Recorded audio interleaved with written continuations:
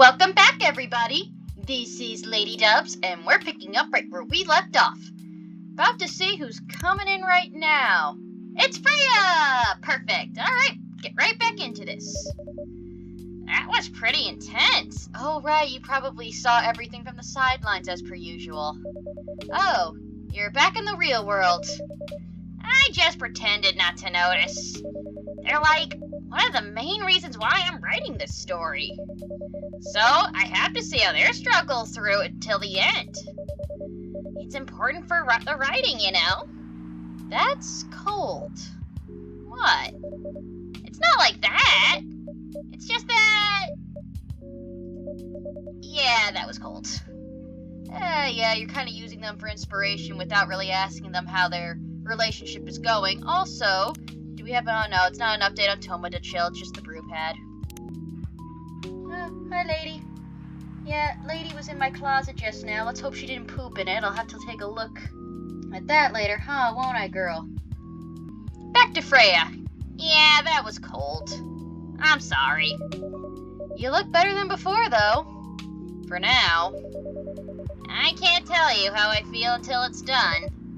And I done. Oh, this might be Gall. I just feel like Gall's gonna come in. We're going to give him the Gall ahead. It's a full moon today. Oh, yeah, I'm right. Hey, buddy.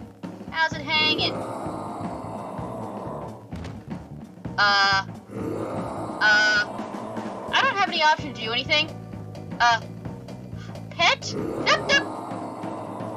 Maybe I should not have clicked. I'm not gonna bother putting that into words. The game does it well on its own. Wow. Freya, get over here. This wolf? Is that him? I think so. Welcome, sir. Hi. Are you crazy? You can't treat a werewolf in a fury like a normal customer. Trust me. He must have his reasons for coming here. Yes, he wants his Gall ahead. You can relax, sir. Do you need anything? Something to calm you down, maybe. I think that's a yes. Yeah, okay, the real... Let me look up the... Oh, no, it's not letting me look it up. Oh, crap. Okay, you know what? I'm gonna be cheap and I'm gonna look this up on my phone. I'm sorry, I hate to do it, but not being able to turn up on my brew pad kinda kills it for me. Alright, it's tea, milk, and ginger. Yeah, I was gonna mess that up. I'm panicking. I would have put coffee. Tea, milk, ginger. Brew. Alright. Sorry for having to cheat on that. I did not want to cheat at all in this episode, but it happened anyway because I panicked. Okay, serve it. We're cool, man. Oh yeah, Gala had a fit. Here's your... It's cool, man. Just... Can ginger really have that kind of magical property, I wonder? Let's hope. Oh, so it does. Oh, I think he just left.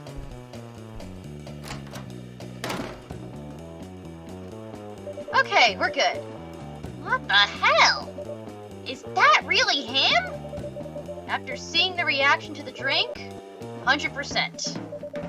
Well, whoever he is.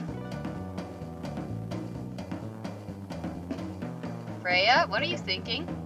This place survived! Thankfully, yes. But I think I need to close up shop early. Don't want to cause any more ruckus. And I need to clean up some of the mess anyway.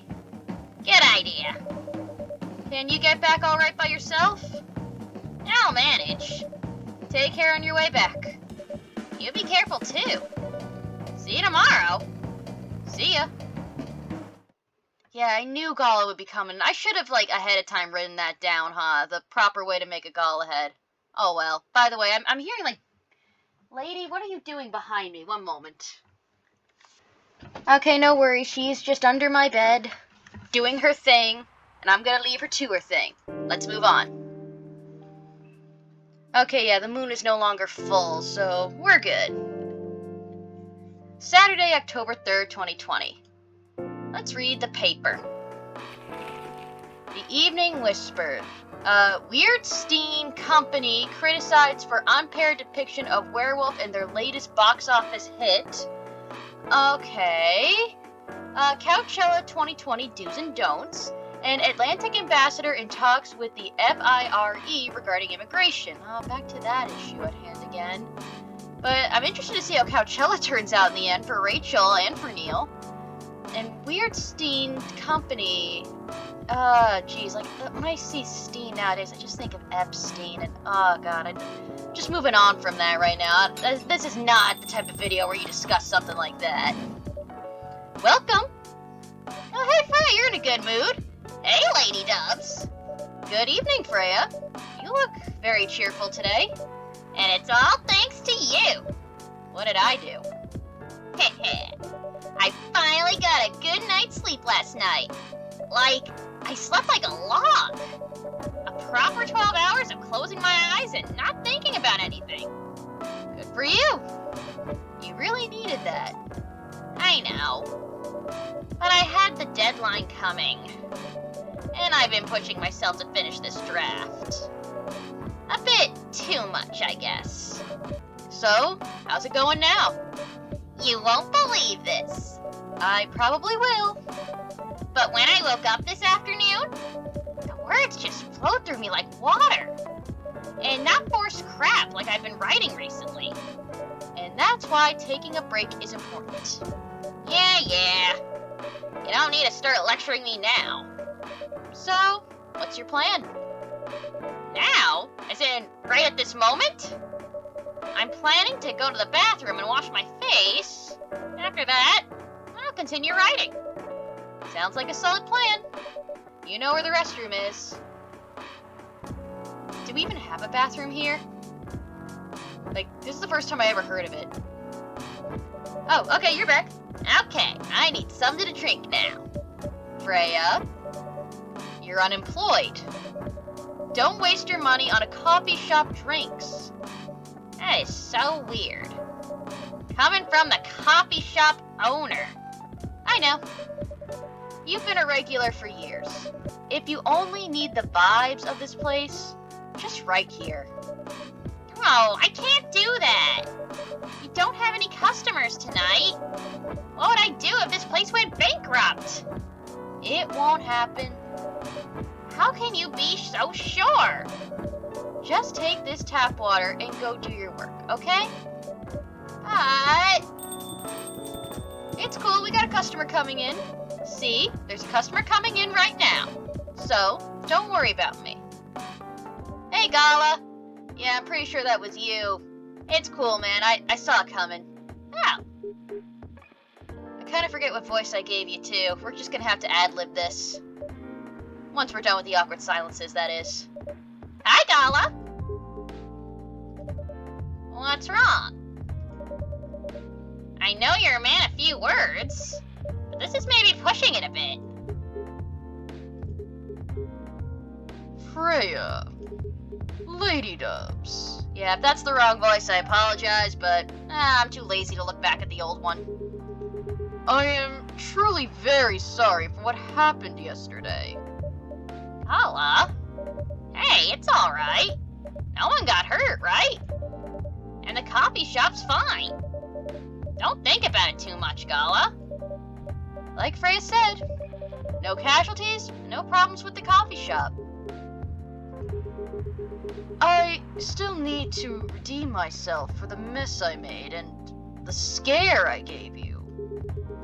I'm sure there's something I can do. Huh. Why don't you buy something for the lady here? I'm sure she'll appreciate it. Hey, what do you mean?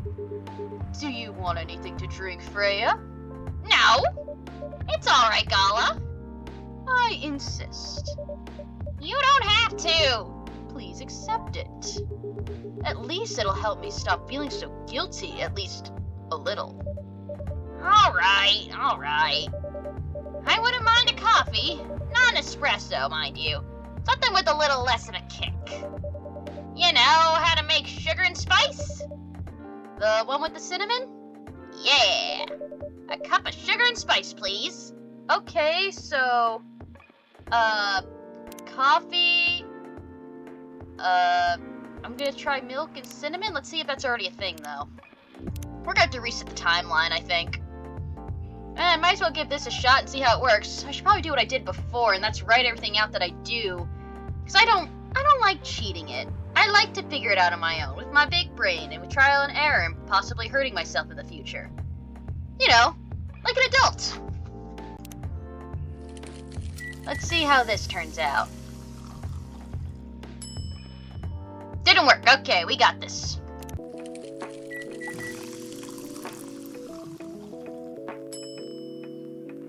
Maybe it's not milk that goes in there. I put honey in it this time with the cinnamon. Maybe it's not coffee at all, actually, now that I think about it. Oh no, sugar and spice! Oh wow! I was not expecting to get that so soon. I am happy for me. Serve. And mark down that I got this. Oh wait, it's already my brew pad. I don't need to. Sugar and spices for the lady with the vices. Hey! Oh well. I won't complain.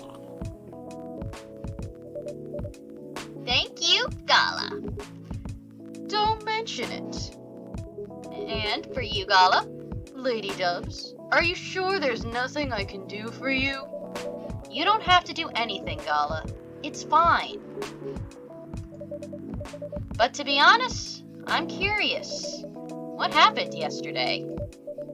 Yeah, if I'm not mistaken, you usually stay indoors during the full moon, don't you? I usually do, but there was an emergency at the hospital yesterday. What kind of emergency? The hospital was really packed yesterday. After the announcement... Announcement? The one saying that a replacement government-issued Fury sedative will be available soon. Releasing that news on the day of the full moon was just... stupid. So many restless werewolves came in, asking about the sedative, which isn't ready yet.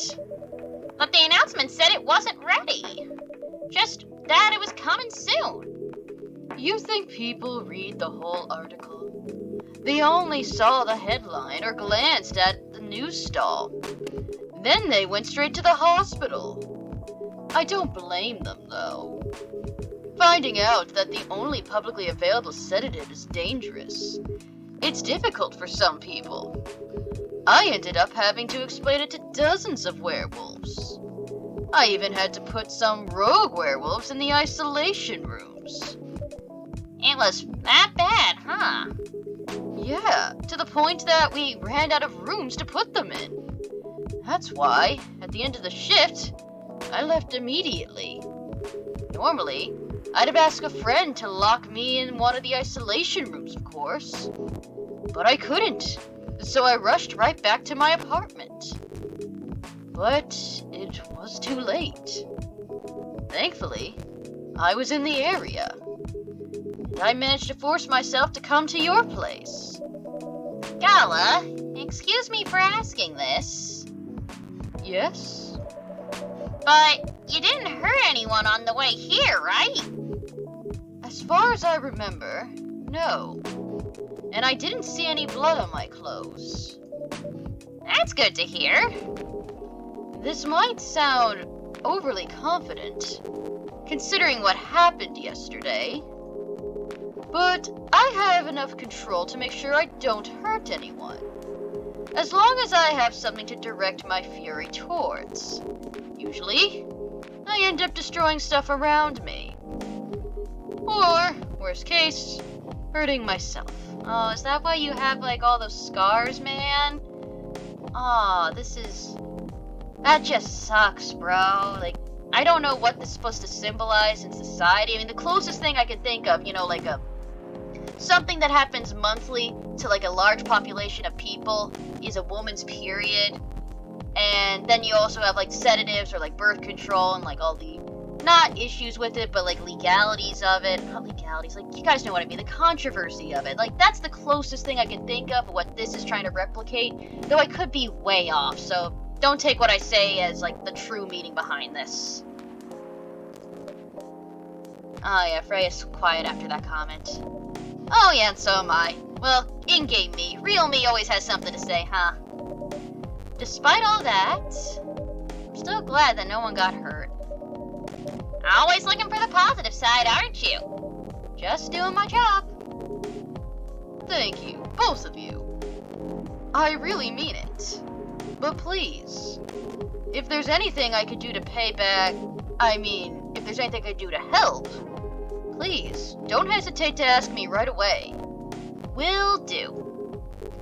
In the meantime, could I order a drink? Sure. What are you having? The same as yesterday. Oh, the Galahad. Sorry, I panicked before, so I forgot exactly what it was. One moment, please. It's just, I gotta remember this. Tea, milk, ginger. Well, at this point, I don't think it really matters because the full moon already happened. I doubt we'll do 2 full moons, but maybe we will. Maybe I really should just keep that in mind. Brew.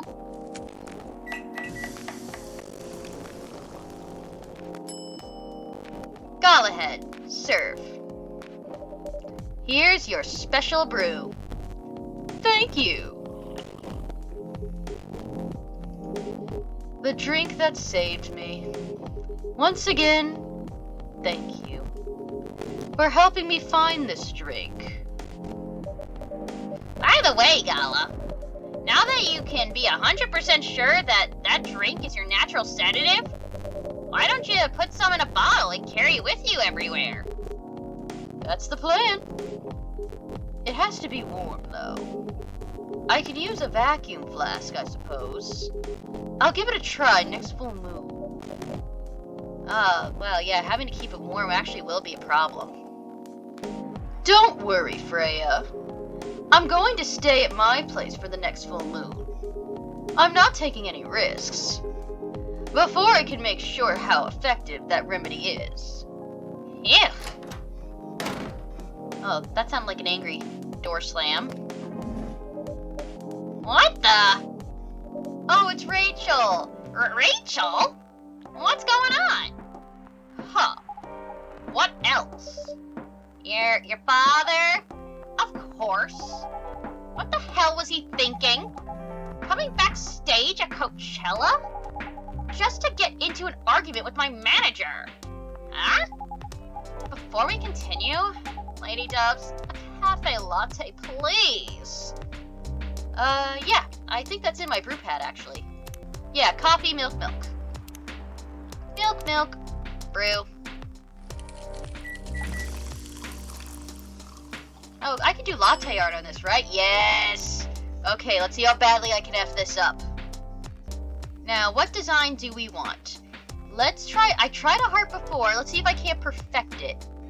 Heart. Oh god, why did it get a dent in it? What exactly even is this thing? Invert. Is it like a tool? Do baristas have like these tools for this kind of thing? Why am I just making it worse? Well, of course I'm just gonna make it worse. Why even bother asking that? I may as well try to make like maybe some details. There we go. It kind of looks like the heart is screaming and on fire all at the same time. You're welcome. Let's give it. Serve it. Your cafe latte is ready. Thanks. How did he manage to get backstage? He told the security he was my father. And he messaged me about coming beforehand. Said he was just going to wish me luck. So I told them to let him in, of course. He's still my father. Things were nice at first. Then my manager came. And... I don't know why he hates him so much. It's showbiz. I'm mature enough to know what's good or bad for me. I don't know, girl. You're 18. I mean, honestly, I'm 26. I still don't know 100% what's good or bad for me. You know, besides the basics, you know, like too much sugar's bad, but I think you spend your whole life figuring that out. You definitely don't know it when you're 18. What happened after that? Mr. Lester told the security guards to kick him out. He's still allowed in the festival area. I saw him in the crowds. Did the concert go well, at least? Oh, yeah. Other than the arguments backstage, everything was great. I was the first one to play on the main stage. Usually, no one pays much attention to whoever's on first. But there were thousands of people in the audience during my session. Nice! So you don't need to be at the event anymore after this? No, not really. I did my stage time. And then there was this press conference after my show. After show press conference? Yeah, the pre-show was done yesterday. Today was a small one. There were almost a dozen journalists who wanted to interview me. So we decided to just do a mini conference. Good for you! You're totally back in the game, huh? I guess I am. Thanks to Mr. Lester. I would say it's because of you. But your manager probably worked some of his influence too. Huh? So, why are you here? Because of Dad, of course. I told him not to come here this evening. We really need to set things straight. Oh, you told him to come here this evening? Sorry, dyslexia. He needs to stop messing with my manager so much. And because this evening is the only time we can meet, I can't go to the party Mr. Lester's hosting. What party? He's hosting a party for VIPs and artists he manages at a club in Belltown. Is it okay for you to go to a party without a guardian? I'm 18, remember? I'm an adult. Yeah, but you can only enter some clubs if you're 21. Not this time. Mr. Lester's my manager, and it's his party. Huh. I'm not sure about that. It's true. No, I know you can do that by using his name, but I don't think he should do that with you. Why? I'm an adult. No, you're not, Rachel. Have you ever been to one of Mr. Lester's parties? Well, no. You have? Not personally. I've heard stories. What stories? He knows how to party. That's good then. It's not necessarily a good thing. Knowing how to party might mean something else entirely. I don't know what you're talking about. You'll find out. Especially if you keep Lester on as your manager. Personally, I don't mind wild parties, but inviting an underage person to his party? That might be a bit too far. Welcome, huh? What? Cat? Oh, it's Hendry! Oh, did Hendry, that looks like he got a hurt eye! Meow. Oh, Gala, right, you're a wolf. Maybe you should leave. What the hell? Oh no! Dad? What? Rachel, is that Mr. Hendry? Yeah! Dad! What happened? Lady Dubs, can you get a cup of milk for him, please? Just milk? Just milk. Meow. Oh, okay, just milk, just milk. Okay. I'm just gonna brew the milk. I'm not gonna Google it because, I feel like they would just tell me if you just needed something other than milk, you know? Okay, serve milk. Here. Oh, thank you. Dad, please hold on. Can someone help me call an ambulance, please? They're on the way. I've contacted the hospital. Thank you. I've also contacted our Nekomimi expert personally. She's off shift right now, but she's also on the way. Thank you so much. I don't know what might have happened without your help. Don't mention it. Here they come. I'll go with you. Okay. Oh god, what happened to him? Did someone mug him? Oh boy! That was really something, huh? Yeah. 2 days in a row? An emergency at your place. Well, at least some people think of your place as their go-to when they need help. You're right. It's not every day you look at things from the bright side. Heh. Well, I'm one of your coffee shop disciples, right? So I kind of understand them. I hope Hendry's all right. Me too. At least he's in good hands now. What's your plan for the rest of the night? Well, that was all pretty hectic, but I need to continue writing. Take your time and place then. Will do. Oh, I think I forgot to read the Evening Whisper today. Oh, The Grinch. Green, spicy, and not everyone's cup of tea.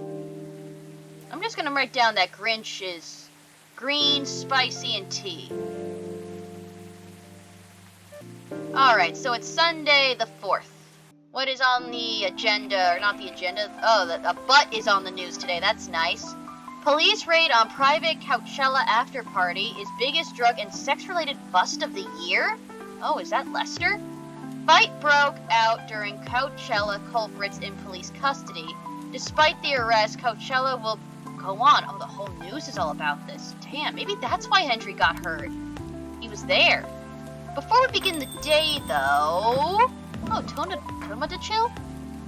Wait, let's read this. Oh, it's Rachel. Her favorite things. I love my family, cats, milk, and you. What I'm doing with my life. I've been dancing, singing, and trying to achieve my dreams since I was 13, and I'm not stopping now. Oh, that's nice. Alright, Evening Whispers. Oh, this is a part 3? Oh, wow. Strap in, folks, because I did not read any of these, so we're gonna have to read it all together. Let me get some water before I read this. Here we go. This might be Freya's, I guess, maybe last story for the paper before she got booted. So, happily ever after, wait, what? Happily ever after, part 1. I'm gonna call it happily ever after. Do I want to grow old with you? No, I don't want to do that. But do I want to be with you, here, in this moment, stuck in eternal limbo, in an infinite loop of this exact hour forever? Hell yeah, I do. That's probably the last time Romeo remembers having a really meaningful conversation with Juliet.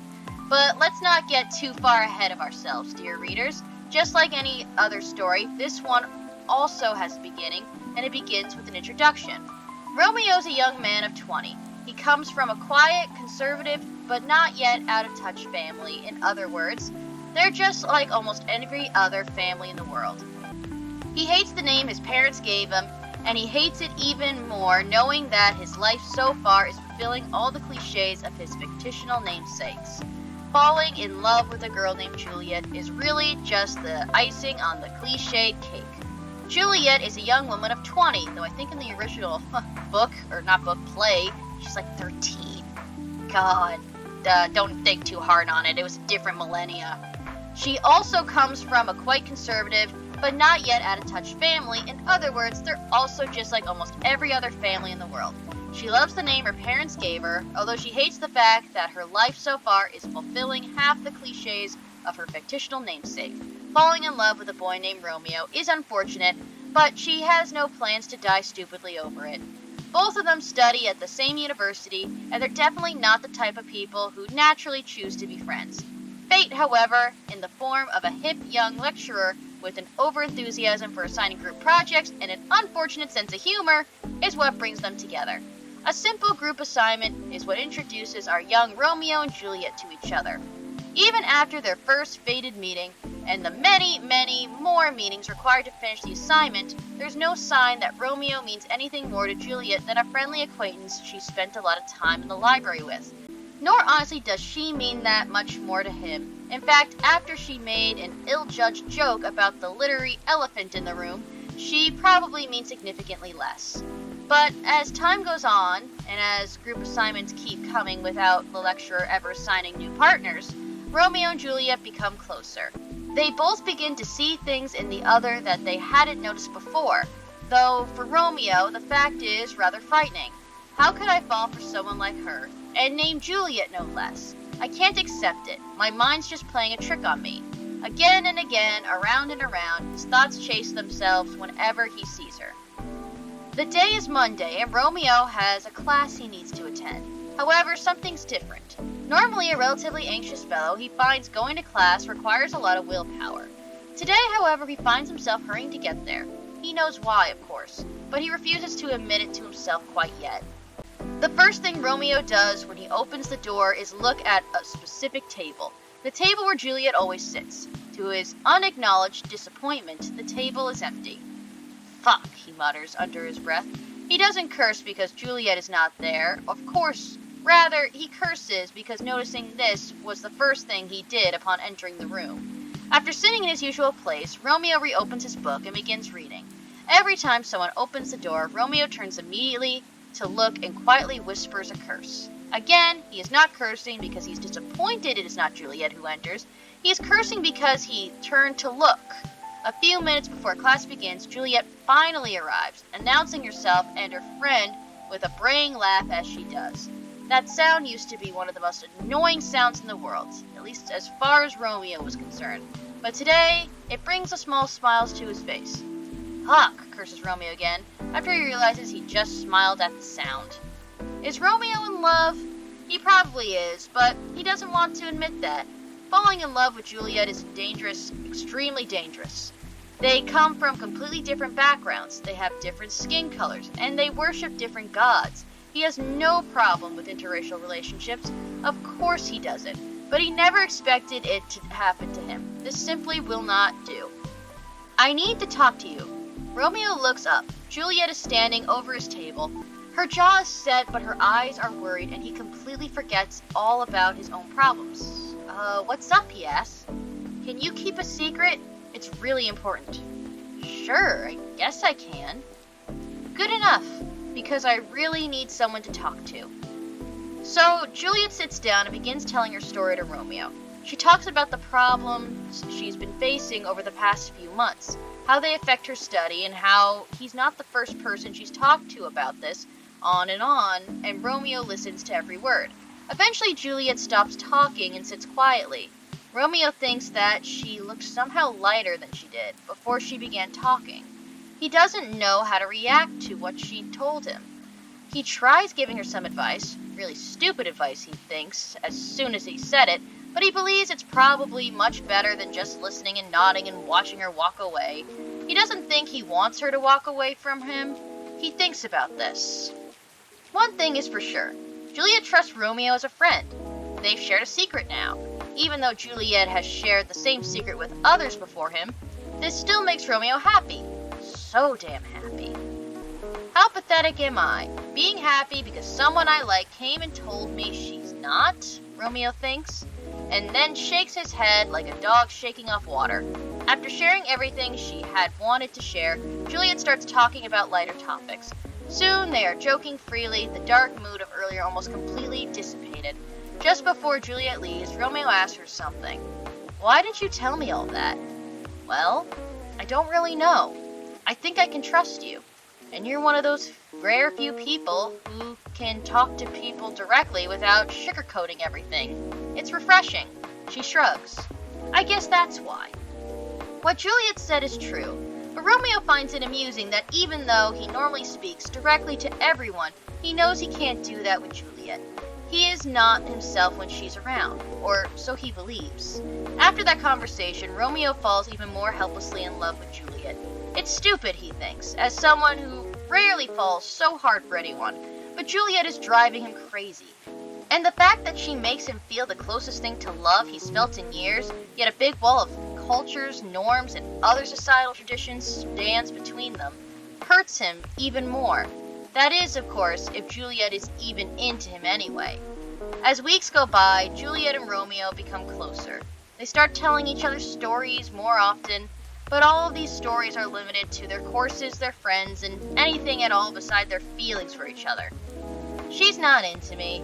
She's just an extrovert. She's friendly with everyone, Romeo keeps thinking. And it's when he's thinking about that suddenly Juliet comes and sits at his table. So, you said you want to tell me something? It's true. He has already sent a message to Juliet, telling her he wanted to talk about something. Oh wow, diving straight in. It's nothing at all that important actually, says Romeo. Come on, it's not like you to be so indirect about things. What's wrong? What's with you, boyo? Romeo actually called Juliet to talk about her attitude recently. She's been weird. at least in Romeo's eyes, and it feels like she's getting farther away, removing herself from many student activities that she'd usually partake in. Juliet answers all his questions, all his thoughts and concerns about how she seems to be removing herself from all these other side activities she's managed to shrug off or easily explain. Maybe it's just me, maybe I'm obsessing over every single thing she does, thinks Romeo, while a pit opens in his gut at the thought. Is that all? Anything else you want to say? She questions him. Fair is fair, after all.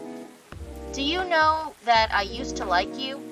The words come out from Romeo's mouth out of the blue. He's horrified even as he recognizes that it's a lie. He still likes her now. He doesn't even know why he decided to confess his feelings right at that random moment. Never mind why he confessed with half a lie. It wasn't planned at all. But when he heard Juliet say anything else, well, it's definitely one thing Romeo has been planning to say to Juliet for the last 1,000 eons, or normal humans measure time, since around 8 months ago. Juliet shows a flash of surprise and then says, "No, I had no idea at all." Why? Why what? Why do you like me? Or did you like me? I mean, there must be a reason. Oh, of course there is. Romeo opens his mouth to tell her and pauses. He blinks slowly and closes his mouth again. Or not. I don't know. I think there is. I'm not sure. I'm sorry, I'm talking gibberish. Juliet does not respond to that. Romeo doesn't even dare look at her directly, but he can see out the corner of his eyes that she looks dumbfounded. He takes a breath and opens his mouth again, hoping for lightning to strike, divine inspiration, or instant death. He isn't picky. Okay. I see you as a really strong person, okay? You have a big girly side. You're also a really strong, independent person. Okay, I get the girly part, but what makes you think I'm strong? Well, just look at how you work with all your assignments and organizations.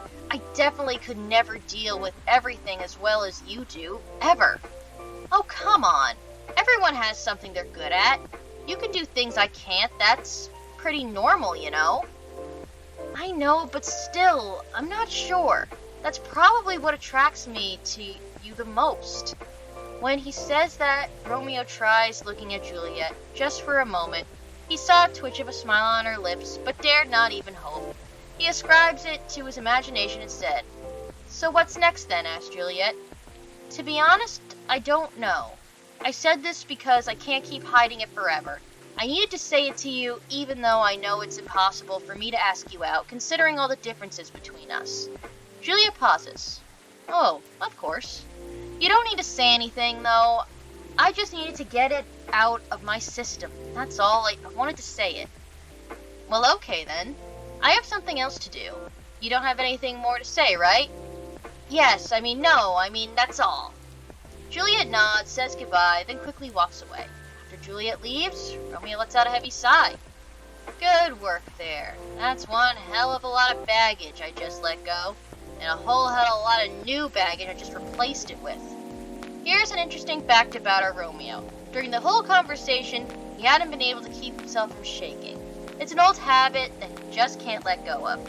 To his relief, they'd been sitting during the whole conversation so he could hide his tremors. Still, even though he feels intense relief after telling Juliet about his feelings, his hands are still trembling. He has to wait a couple of minutes before he can walk away himself. So now, after Romeo's long-awaited but ultimately useless confession, what's next for our Juliet and her Romeo? Funnily enough, neither she nor Romeo ever mentioned again. At least, not to each other. Romeo did eventually tell some of his friends about his feelings for Juliet, but what about Juliet? Romeo didn't know anything about how she was coping with the revelation. He expected that she probably told some of her friends, as he told his. But that doesn't even matter, he tells himself. We're not meant for each other anyway. Watching from the outside, nothing seems to change between them. They still talk about their classes, about their friends, about shows they've watched and books they've read, but they never mention again the time when Romeo revealed his feelings for Juliet. At first, Romeo had thought that confessing his feelings would mean letting go of a big boulder inside his heart. As it turned out, it only transformed the boulder into a restless rock monster, asking for more. Eventually he realizes letting Juliet know about his feelings isn't enough. He needs to have her. He wants to hold her tight. He wants to stare into her eyes and tell her he loves her to Pluto and back. He wants her to say, "I love you too." He wants to kiss her. He wants to run away with her to a place where no one cares about their differences and just sees them as a cute couple in love. He wants to do all the good things in life together with her. And more than anything on this earth, he simply wants her. This feeling is killing him. How could she be acting normally after that revelation? Does it mean his feelings mean nothing to her at all? The peak of his emotions comes one day when our hero is falling asleep. Suddenly his body is drenched in sweat, his heart beats too fast, and his only thoughts only run to one thing: Juliet. He wants nothing so prosaic. He needs Juliet. He doesn't care about anything else, about traditions, about their families, about anything. There's only one thing he needs to do tomorrow, and that is to confess his feelings again to Juliet. This time, however, he's going to ask her out. If she feels the same way, he will ask her to just give it a try and fight the world together. He resolves that he is going to take a leap of faith. It will be the first thing he does the next time they meet. To be continued. Whoa, that was a really long story. It looks like this episode is going to be the end of this episode is going to be dedicated to reading these last two parts. Because, yeah, it makes sense that I just read this all in this one big episode. So, sorry for the longness. If you don't really want to hear the rest of the story, you can just end the episode here. Alright, Happily Ever After Part 2. Oh man, I'm looking at this side thing here. It is another long one. Oh boy, this is really difficult for me to read, by the way. Hopefully when future me edits this, she's able to get rid of all the stutters.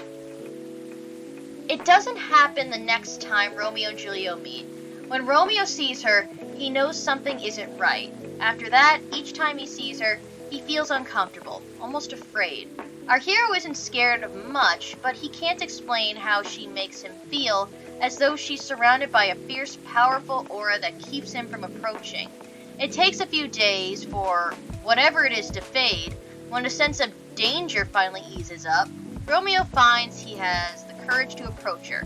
Cuttingly, he waits until the end of the night class when both of them are ready to go home. "Hey Jules, are you heading back? Let me drive you home." "No, it's fine. I'll just call an Uber." "I have something I need to tell you, though." Her expression quickly changes to one of Romeo's never seen before, an uncomfortable-looking mixture of between happy, sad, and angry. He finds he doesn't know what to call it. She peers at him. "What's it about?" "It's about, the thing I told you a few months ago." The slight smile he saw when he first confessed his feelings returns to her face. "Okay, let's go for a drive. I know a good place to talk." Juliet directs Romeo sporadically, and they chat normally to fill the intervening time until they reach what she reveals to be the destination. A large, dark, empty park. Oh, wow, that's totally a place to get murdered. Huh. I didn't know there was a park around here. You know nothing, Romeo. Hey, what? You said you don't read or watch Game of Thrones. She side-eyed him. It's all over the internet, my dude. Good point. Well made.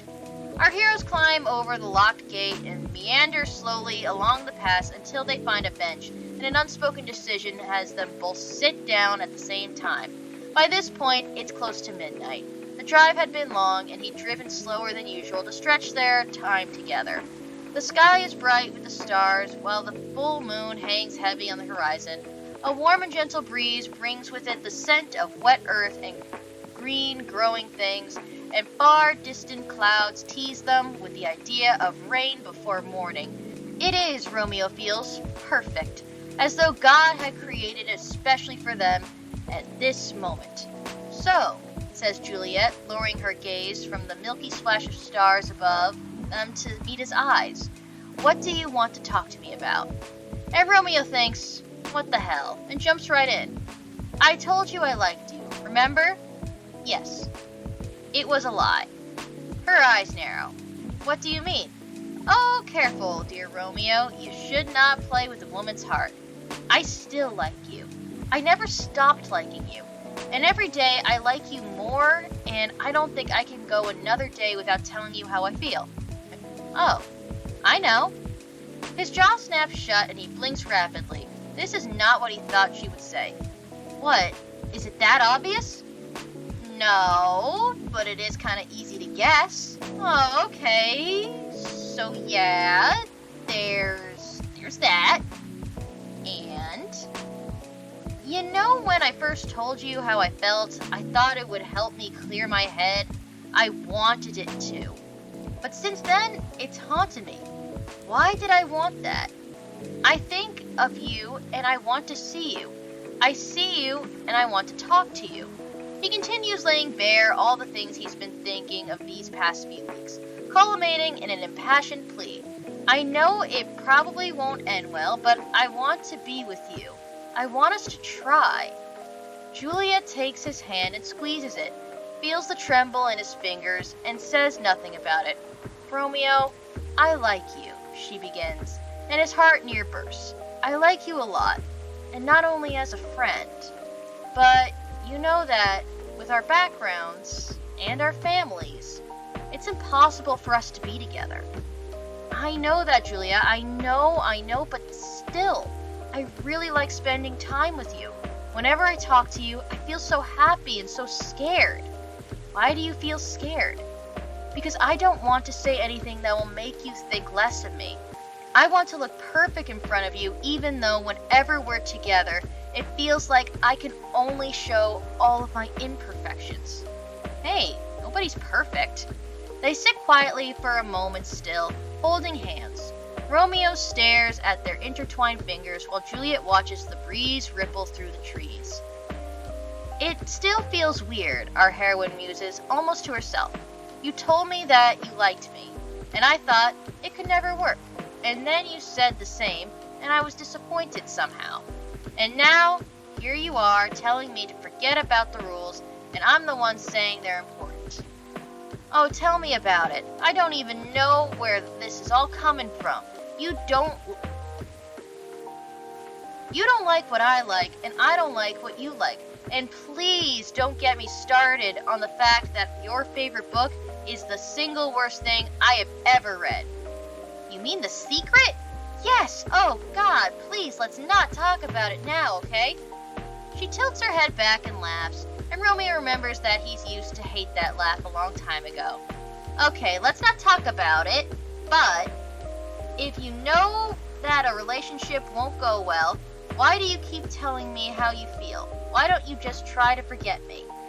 I've tried, he sighs, squeezing her hand gently. But every conversation with you is enough to make me remember that you mean so much to me. You don't listen to explosions in the sky, but you're what I think of whenever I do. You don't play video games as much as me, but you on my team is what I want the most whenever I play a multiplayer game. We pray to different gods, but your face is the one that appears whenever I pray for a good future. Juliet doesn't say anything. She just looks into his eyes while listening to everything he's been keeping in his head and his heart for a long time. Before this, I've always thought that when I fell in love with someone, it would be a person that I would want to grow old with. Do I want to grow old with you? No, I don't want to do that. But do I want to be with you here in this moment, stuck in eternal limbo in an infinite loop of this exact hour forever? Hell yeah, I do. Neither Romeo nor Juliet speak for some time after that. They just keep staring at each other. They don't know what it is, but they surely feel something strange, something magical is happening between them now. A delicate thing which twists in the air around them, young and oh so fragile. Do you love me? Juliet asks. I'm not sure, Romeo answers. But if it's not love, then I don't know what it is. But if it is love, why don't you want to grow old with me? Because it is just love? What does that even mean? You're such a weirdo. I don't know why I ever fell in love with you, says Juliet. Right at that moment, Romeo feels joy in his heart. A tsunami of happiness sweeping through his body, destroying all the baggage that has been messing with his head and heart for so many months. But then reality hits as suddenly as the joy. Everything happens in a single instant. In just one moment, Romeo feels the greatest happiness and the greatest sadness he's ever felt in his life. Hey, I might not be worth you sacrificing everything, especially your family. But if love is really that special, then maybe it will give us another chance to be together. Even though maybe it can only happen in another life when we both are cats, says Romeo. Is that? Did you just quote Vanilla Sky at me? I can't believe you did that. That's hilarious that you said that. You know I hate that movie. It's a great movie. How the hell did I manage to fall in love with you again? Both of them start to laugh together, continuing until all the laughter drains into simple smiles. A simple, beautiful curve on their lips that show a deeper meaning, only for the two of them. I love you, says Romeo. I love you too, I guess, answers Juliet. They sit closer now while holding hands. Juliet puts her head on Romeo's shoulder. Is it worth it, she asks. For now, right at this moment, it's totally worth it. But whether that feeling will last as time goes by, as more people find out about it, I don't know. Juliet sighs quietly. Life sucks sometimes. Life sucks most of the time. That's why I want to make this moment last forever, if that's even possible. It's possible if we believe it. Is that what that weird book taught you? Laughs Romeo. Shut up, Juliet answers and pinches his hand. They stay silent again for a while. Hey, kiss me. The words come from Juliet. Romeo doesn't really know how to react to that. Why? I've heard people say that a kiss is a magical thing. It can stop time or take you to the future in an instant. I've never heard that story. Always thought it was silly, though. The situation we're stuck in is pretty silly, too, you know. Good point, he allows. Well made. So... They stare at each other as they lean in. They close their eyes when their lips touch for the first time. It's the strangest sensation either of them has ever felt. Everything feels so magical. It feels as if time has stopped only for them. As if they're in an infinite loop of that exact moment. Ah, man, like this is a nice story and all, but it is very long, and the font of this is actually difficult for me to read. I don't know if that's dyslexia or just my brain being a jerk to me. But this is the last part. The Happily Ever After, Part 3. Romeo comes awake with a gasp, his mind already whirling as he tries to make sense of what's happening. Was it just a dream, he thinks? Please forgive him, dear readers. He's barely awake.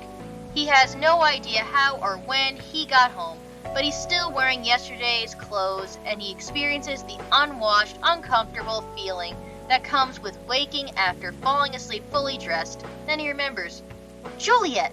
What happened to her? He rifles through the blankets and pockets until he finds his cell phone and immediately fires off a message to her.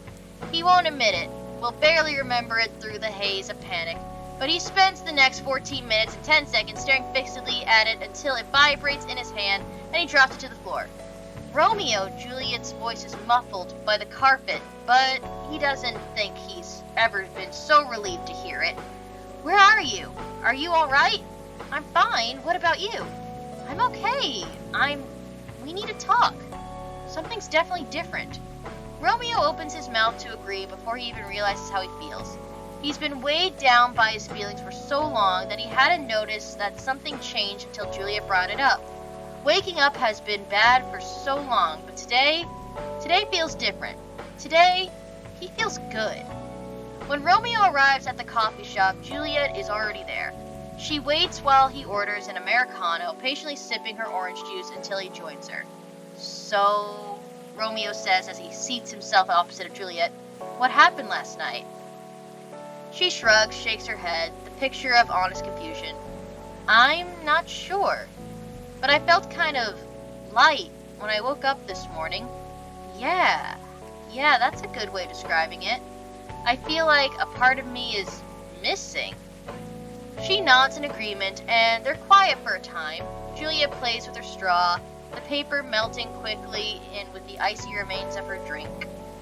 She trails off and tries to remember again.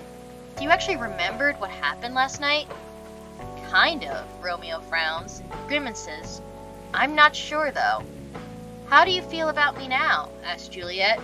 He pauses to consider. I don't know. I still like you. A lot, in fact. But certainly a different kind of feeling to the last few months. That's exactly how I feel. He sighs explosively. What the hell happened? Juliet leans in, holds his gaze, and lowers her voice. I'm not sure myself, but I have this theory. Maybe, and I know it sounds wild, but hear me out, just maybe, the parts of us that fell in love with the others somehow left us last night. They separated themselves from this world, making their own where time loops in that exact moment, over and over and over again. Romeo looks her in the eye without blinking for a long moment, then bursts laughing. You're a complete madwoman, you know that? You're not even the one who likes sci-fi and fantasy. Oh, shut it, boyo. She huffs at him and crosses her arms as she leans back. No, seriously, he waves a hand at her. The fact that the theory came out of your mouth is crazier than the theory itself. Her lips twitch, and then she's laughing with him, and for a glorious moment, the air is filled with pure, uncomplicated good humor. When the laughter winds down, they each find that they can't stop grinning at the other, and it's beautiful and just like it used to be. A thought occurs to Romeo, and he opens his mouth, and Juliet immediately points a finger at him. Shut up. He closes his mouth, but keeps grinning, hands held up in surrender. You can't say it isn't possible, though, she defends herself with a wry shrug. Romeo tilts his head. Nothing is impossible. So, what now? What now, what? I mean, what happens to us now? He looks around and shrugs. We just live normally, I guess. It's been months, if not eons, since I could talk to you normally, like this, and honestly, it feels awesome. She laughs, and it's so much easier than it has been in a long time. Yeah, I know. She smiles at him. So we're good then? We're better than good, I guess, answers Romeo. Good point. Juliet nods. Well made. After that, life goes on for Romeo and Juliet. They're still good friends. They both found their loves, the one who shares their interests, that doesn't force them to sacrifice too many things in life, yet still makes them feel like the happiest person on earth. They grow old together as good friends, not as lovers. And what about the Romeo and Juliet who burn with love for each other? Readers, I'll tell you, that couple is still sitting on their bench in the park on that clear, imperfect night, and they'll stay there until the end of time. They've created their own world without other people meddling, judging, forcing compromises. For the rest of eternity, they'll have each other and their pure, naive, young love, and nothing will ever change that. Some people say that on a clear night, with the promise of a dawn rain, when the Milky Way flows across the sky and the full moon hangs low, you can see a young couple sitting on a bench in a park. But only out of the corner of your eye, and only if you've room for romance in your soul. Is it true, you ask me? Does it matter? I reply. Surely it doesn't matter to anyone else on Earth, and it certainly doesn't matter to them. Oh, that's the end. I mean, that's kind of nice, that story. They're in, it's different is what I'm saying. It's not like that whole happily ever after thing. It's got a nice little twist to it. But, oh boy, definitely this episode's going on real long after reading that, so we're just gonna have to end it here. Whew. That was fun reading. If you guys enjoy what you're watching, hit subscribe. If you want to keep up to date with the story, ring that bell. And thank you all so much for watching. Later.